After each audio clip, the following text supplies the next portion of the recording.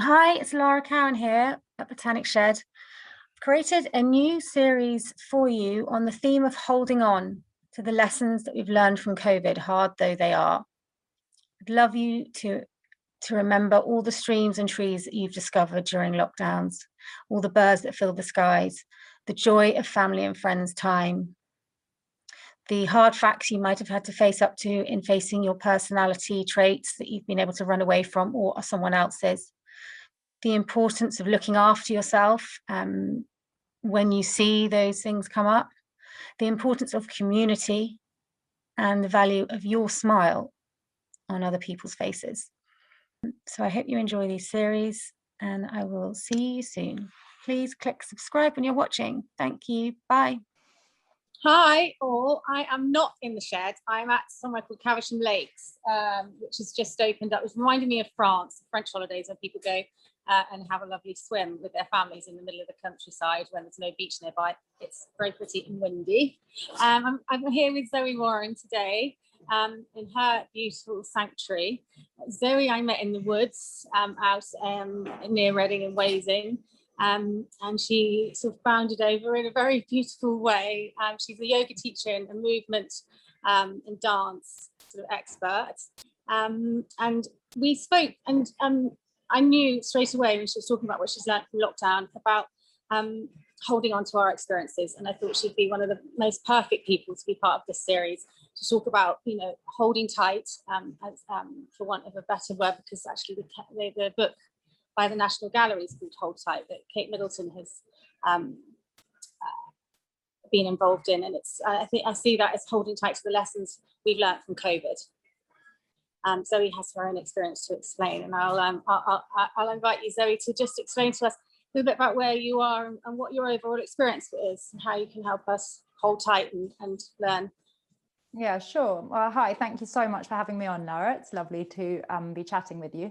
And I am, at the moment, I'm in Hampshire, and we live on a stud, which is beautiful. So there's about 150 horses on the place and about 50 foals running around. So it's a really beautiful valley. And yeah, so we've been in lockdown here, and Lara and I were just discussing how, you know, for some people lockdown was this real pause, which was obviously challenging, but also had some benefits. And for some of us with young children, like myself, I've got 3 young girls, it was unbelievably intense and busy. But the things that take you almost to breaking point of patience and of you know, all those things, mental resilience. Yeah, actually teach you the biggest lessons. And there's a really lovely quote actually by which I just brought along by a woman called Edith Egger, Dr. Edith Egger, and it's called The Choice, the book. I lift it up a bit. And one of her quotes says, "Our painful experiences aren't a liability, they're a gift. They give us perspective and meaning, an opportunity to find our unique purpose and our strength." And I think that's a really lovely reminder of what lockdown did for a lot of us. You know, it takes us right to the brink, and there we learn the lessons. You know, there in that moment, we can question, what do we want? Are we living our lives in the kindest, in the most present way? And if we're not, then how can we change it? Whether it's our relationships with our family, whether it's our work, whether it's how we go about our day-to-day life. Yeah, beautiful, definitely. And it was really nice when you just reminded me that for some people it really has been slowing down, like, and especially people who haven't got lots of young children in the house. And slowing down has really meant slowing down, and not moving around so much. You know, allowing nature to you know fast forward in leaps and bounds. Many more birds are around. Much more nature has come up, and even down to our behaviour now. I think, you know, Monty Don has been telling people to leave their lawns to grow, and this is happening. It's still going to happen, but yeah, for some people may not have even realised that they've slowed down so much. That's because they've got like 3 balls or 4 balls of absolute high-sped energy in their house. But you've learned the lessons. Yeah. But still the connection, I completely agree with you, still the connection to the outdoors. You know, you're so much more connected to the weather, because it matters whether the sun is out and you can get out in the garden, or whether it's raining, or what you know, your connection to the weather and to the temperature and to all of that as well is vitally important. Watching the birds, you know, seeing spring come round, you definitely notice more. And that was another, you know, interesting fact, that, you know, the whole of life for all of us was rushing along on autopilot. And actually the change, whether it was the pause or the change of our year of lockdowns, pulls us into the front of our brain, into our prefrontal cortex, where we're aware and where we see, you know, whether it's nature. Why are we on the train every week so many times? Whether it's nature that you're watching and really seeing and really experiencing, whether it's your own, you know, uncomfortable stuff and your reactions, or your patience or lack of patience in my thing. So yeah, just awareness, I think, is such an important word. Like pause and become aware. Yeah, and if you can't run away from those reactions all the time, you can actually see them and go, I behaved like that to that person, and you can see I did that again and again and again, rather than if you quickly busy yourself, you kind of can forget that you've done certain behaviors. I suppose people have been able to see. I agree with that. I completely agree with that. And I think that in the modern world, there's a lot of numbing out of our feelings. So we do things in order to cover up our feelings, whether it's exercise, whether it's yoga, movement, and instead of it being to look at our feelings and look at ourselves and accept ourselves and understand it, it's done to like, oh, I feel better now, I feel better, but you're not actually looking at what's there. Happened, yeah. And we've got so much growth to do. We kind of stunt ourselves. There's some, you know, well, with all the systems and processes that are put in place, and since, you know, how can you see a 2-year-old, you know, that gets so immensely intelligent and intuitive, and then we sort of slow down and just like, we just love them. but now if we can be aware and in touch and in tune with nature and in tune with our fear and anger and joy, and, you know, the work that you do with the movement and dance, the releasing stuff is absolutely awesome. If we're going to try to tell everyone or what you would say is your new mantra and where it came from, in terms of really trying to not like just suddenly speed up when these doors open on May the 17th and June the 21st, hopefully forever, but how can we, what's your kind of, what are you saying to yourself? And if it so I think a really lovely practice for that is a practice of gratitude, and is, you know, it doesn't have to be at a certain time of day, although sometimes first thing in the morning is a nice thing to do.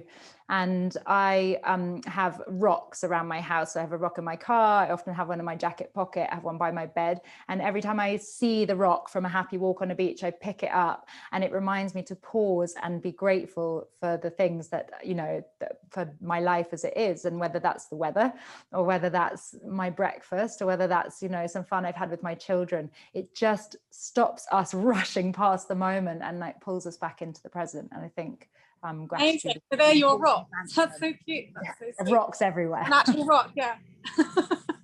I have as well. I've got these on my mantelpiece. You know, I pile them on top of them to do these little mini, like people who make those wonderful sculptures. I've just got like three stacked high, because that's as much as I can do. Yeah, but I'm sure lots of people can identify with that, and having collected bits of nature, specifically rocks from happy times. That's awesome. Using them to remind you. Yeah. What's good. Our brains are so hardwired to the negative, aren't they? We so often go what we haven't got or what we've done wrong, and actually what we shouldn't do. Yeah. So much good to be found. Amazing. That's a brilliant mantra. So in 3 words, it's hold on to your rock and be grateful. Or not 3 words, I won't really well. And do you want to use this time to thank anyone for helping you through, or learning any lessons that you have, or credit anyone who you think's done a big turnaround, or been through a big struggle during this time? Yeah, I'd say a massive well done to anyone who's not in a family unit, because those on their own, you know, it's been an immensely different experience for them. And so, yeah, really well done, and welcome back to the world as we all come out of it again. And also a thank you to my children, who have tested me to my utter breaking limit and taught me a lot of lessons. Aww. What's their names? So there's India, Zaylee and Coco. Oh, sometimes they can look back on this in years to come. Full grown up. Exactly. Amazing. Well, it's been really, really lovely talking to you, Zoe. And yeah, it's been an absolute whirlwind for a lot of people, a massive turnaround for some, and maybe for some others that they might not realise that there has been some positive stuff come out of this, because it's been such a struggle and there's been a lot of loss. But it's about connecting with other people and sharing their stories, and we all are all part of each other's stories, and we're all part of each other's families. So absolutely, for those people who weren't in a family, I think, you know, hopefully the next time we go in, and we if we do have to go in anything like this again, we're already set up, aren't we, to hold hands and be in a community tighter together. Support. Definitely, community is so important. I completely agree. Yeah. So yeah, lovely speaking to you, and I hope this message reaches lots of people to try to hold on to what we've managed to change. We haven't decided to do it ourselves, but the world has changed. Nature has definitely benefited, hasn't it? And we don't want to rush out and make a waste of it. Thank you. Definitely. Thank you, Lara. And lots of love to your children too, and all the folks out there. Thank you. Take care. Thank you. Bye. Bye. Thank you for listening to Botanic Shed. We're here to help you build vitality and resilience through forging and maintaining a deep connection with nature. This is so incredibly important for the maintenance of good mental health. We are hardwired to respond positively to nature. And through this, by this, we develop a respect for nature and thereby a respect for ourselves and for others. We can lead far more fulfilling lives. Now, you can reach us at hello@botanicshed.com or on the social media sites, we're at Botanic Shed. And please do get in touch if you are interested in talking to us about the show or our work. We are particularly focused on supporting young adults and children and their families through horticultural therapy, horse therapy, and woodland therapy. See you next time, and please do click subscribe when you're watching.